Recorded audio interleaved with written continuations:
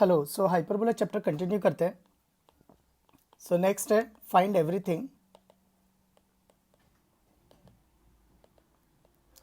Find everything 16x² minus 9y² is equal to 144। तो पहले अपने को ये समझना होगा कि हॉरिजॉन्टल है कि वर्टिकल है। तो देखो ये x² upon 9 minus y² upon 16 is equal to 1 है। तो इसमें y² के साथ नेगेटिव है, तो ये हॉरिजॉन्टल हाइपरबोला है। तो अपने को इसमें क्या क्या फाइंड आउट करना है, तो अपने को इसमें सेंटर फाइंड आउट करेंगे। अपन इसमें सेंटर फाइंड आउट करेंगे, वर्टाइसेस फाइंड आउट करेंगे, फोकाई फाइंड आउट करेंगे, फिर eccentricity, latus rectum, directrices, transverse axes and conjugate axes, ये हम लोग फाइंड आउट करेंगे। तो ठीक है, तो इसमें कंपेयर करके हमें पता चल रहा है ए इज इक्वल टू जो है वो 3 है और बी इज इक्वल टू जो है वो 4 है। पहले एसेंट्रिसिटी निकाल लेते हैं, वो यूज़ होगा। तो e square is equal to 1 minus b square by a square. तो 1 माइनस तो 1 प्लस होता है, तो 1 plus B square by A square, तो 25/9। तो ई आ जाएगा 5/3। तो एसेंट्रिसिटी आ गई 5/3। सेंटर तो 0,0 है, vertices plus minus 3,0, foci plus minus a e 0 यानी प्लस माइनस 5,0। लेटेस्ट सेक्टम आ जाएगा 2b² बाई ए यानी 32/3। फिर डायरेक्ट्रिसेस होंगी x is equal to plus minus a by e यानी 9/5। ट्रांसवर्स एक्सिस 2a और कॉन्जुगेट एक्सिस 2b। तो this is the answer. Next फिर इसी चीज़ को करते हैं शिफ्टेड हाइपरबोला के लिए। तो शिफ्टेड हाइपरबोला के लिए करते हैं, तो फाइंड एवरीथिंग। फाइंड एवरीथिंग मतलब centre, foci, latus rectum, directrices, ये फाइंड आउट करना। तो 9x² minus 16y² minus 18x plus 32y minus 151 equal to 0। तो ये शिफ्टेड है क्योंकि इसमें x का टर्म है और y का टर्म है, तो ये शिफ्ट हो गया। लेकिन एक्स वाई का टर्म नहीं है, तो मतलब ये ऑब्लिक नहीं है। तो जब कभी भी एक्स वाई का टर्म आता है ना, तो ऑब्लिकनेस होती है, रोटेट हो जाएगा। लेकिन x का टर्म है, y का टर्म है, तो यानी शिफ्टिंग है। तो इसको कैसे करते हैं, पहले परफेक्ट स्क्वायर बनाएंगे।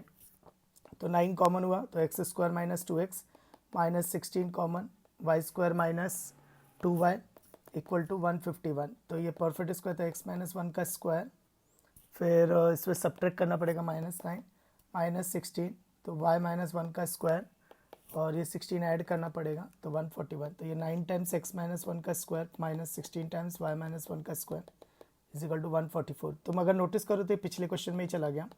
तो x माइनस 1 का स्क्वायर अपॉन 16 मोरलेस चला गया, बस 9 और 16 इंटरचेंज हो गए, पर उससे कुछ फ़र्क नहीं पड़ता। y माइनस 1 का स्क्वायर is equal upon 9 is equal to 1।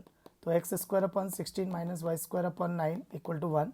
तो x is equal to x minus 1, y is equal to y minus 1, x is equal to x minus 1 and y equal to y minus 1। तो next इस case में a जो होगा वो 4 होगा, b जो होगा वो 3 होगा।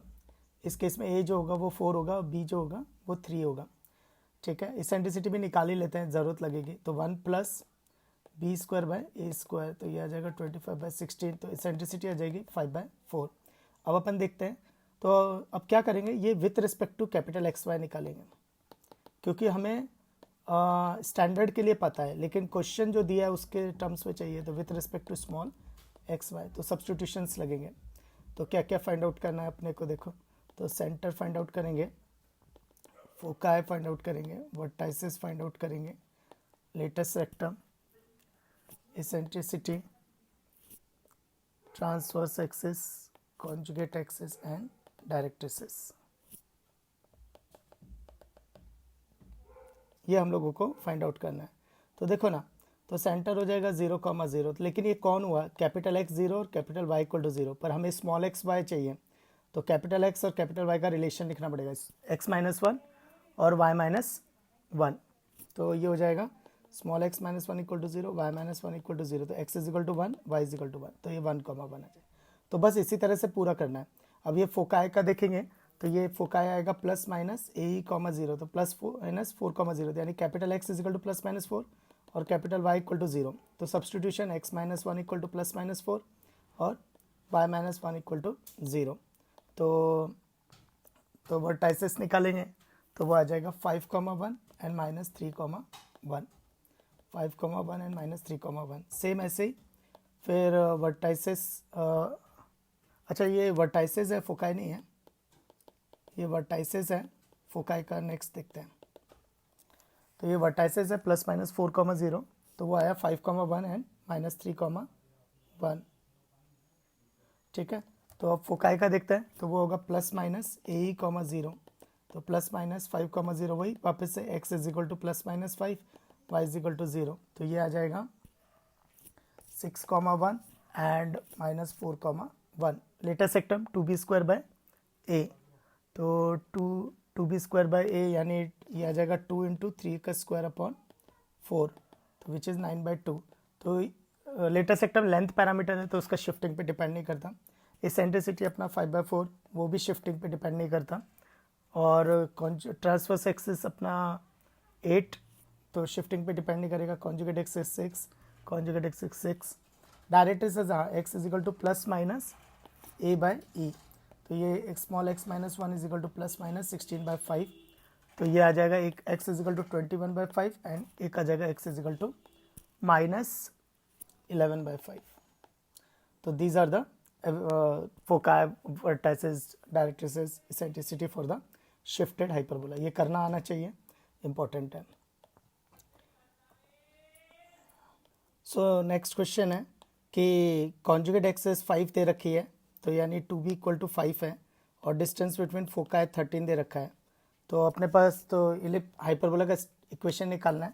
तो इसमें अगर दे नहीं रखा कि हॉरिजॉन्टल है कि वर्टिकल है, तो उस केस में स्टैंडर्ड ही माना जाता है। तो x² - y² = 1 ही कंसिडर करेंगे, तो स्टैंडर्ड वाला ही कंसिडर करेंगे। तो बस मुझे क्या चाहिए, तो x² - y² तो आ जाएगा 25/4 = 1, लेकिन a चाहिए, तो उसके लिए एसेंट्रिसिटी का फॉर्मूला यूज़ करेंगे। तो e² तो a² + b², तो ये हो जाएगा a² हो जाएगा 169/4, a² + b² हो जाएगा 25/4। तो a² की वैल्यू निकालेंगे तो 144/4 विच इज़, तो a आ जाएगा 12/2, तो 30 a² जो होगा 36 आएगा, तो मतलब a 6 आ जाएगा, तो ये आ जाएगा 36। तो यहाँ पर एक इक्वेशन आ जाएगी।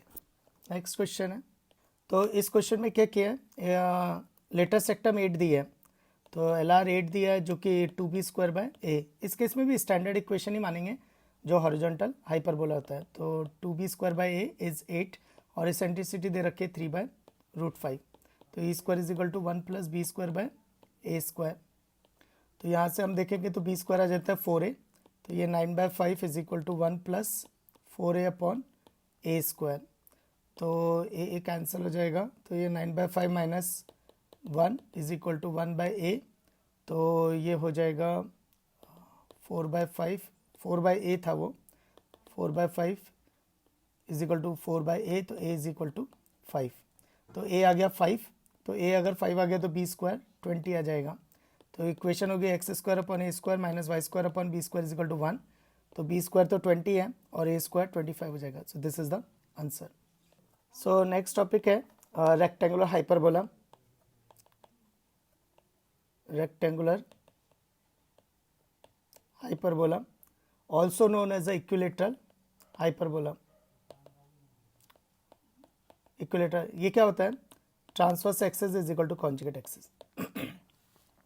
जब transverse axis is equal to conjugate axis होती है, मतलब 2a = 2b, मतलब a = b, तो इससे एसेंट्रिसिटी भी आ जाएगी 1 + b²/a², तो b = a हो जाएगा, तो ये 2 हो जाएगा, तो एसेंट्रिसिटी आएगा √2।